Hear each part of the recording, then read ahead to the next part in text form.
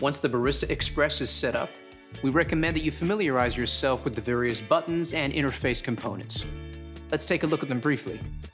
First, you have the power button, 1 and 2 cup buttons, program button, grind amount dial, filter button, pressure gauge, filter size LEDs, clean descale LEDs, and finally, the steam hot water LED.